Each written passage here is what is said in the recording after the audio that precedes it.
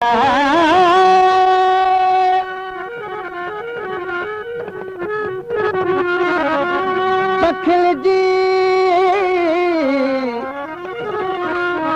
जी परख वारनि खां ॿुधो एजाज ही हरदम हज़ारे हज हूंदा पर मूंखे पंज यादि आया पढ़ण पुरझण पाण में वॾो फ़र्क़ु फेर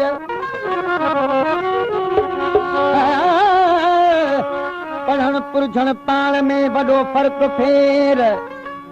काॾे मो महबूब जो काॾे अखर एर साण सगाई सिज जी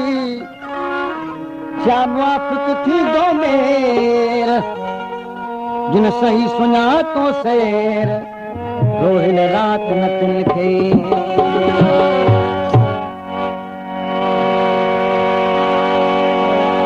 फरमाइश कया एजाज सिंह जे कलाम लाइ 5 मुरे खां उस्ताद घणी बस कलोड़ो हाजी वहल उनर दोस्त मुन कलोड़ो दीदार अली कलोड़ो हिसारा मुन कलोड़ो ऐं रियाज़ मुन कलोड़ो फरमाइश कया आहे मुंहिंजो दोस्त आहे मिठो ख़ान हजाणो ऐं शामिर ख़ान हजाणो ऐं कदीर ख़ान ॾिसन बेॾे निगाहूं से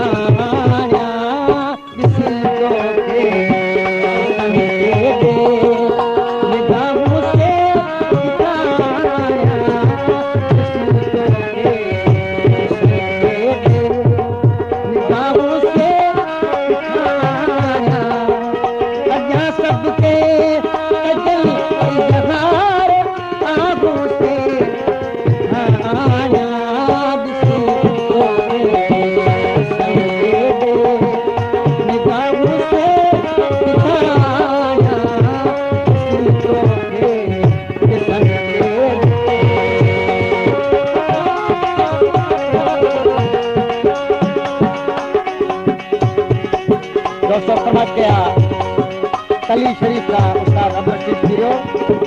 अमीम उन कीरो शेख मोहम्मद हाशिम कीरो सखन खां फरमाइश कया वाहिद बख्श मुनारी उनजो दोस्त आहे अलाइनो मला नवाब अली बानू जो ऐं मोहम्मद अमीन मुनारी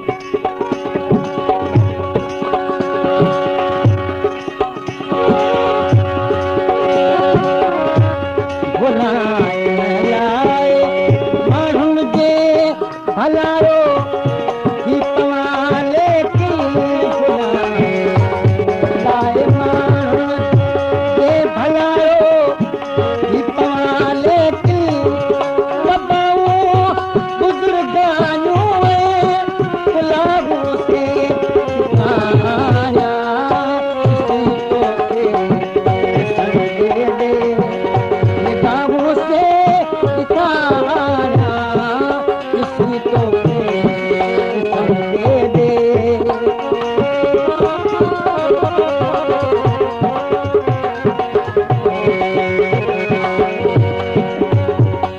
मास्टर मोहम्मद खान मुश्ताक अली लाखो ऐं अरबाब उमरानी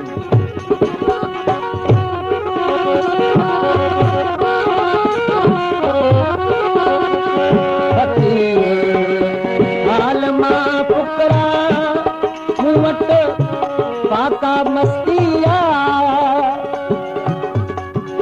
ज़माने खे खपल जे खान काबू शेख खान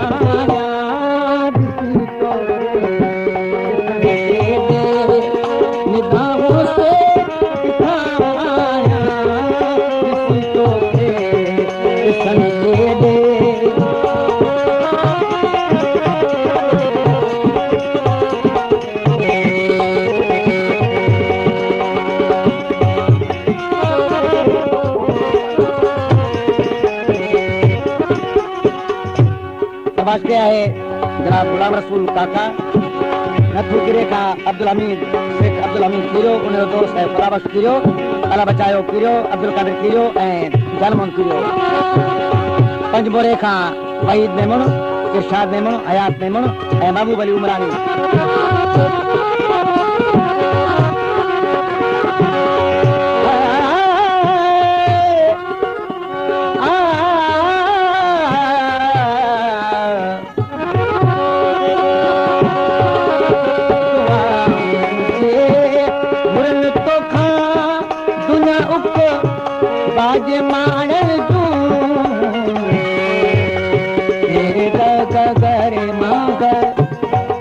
मदनी द पद मप मगरे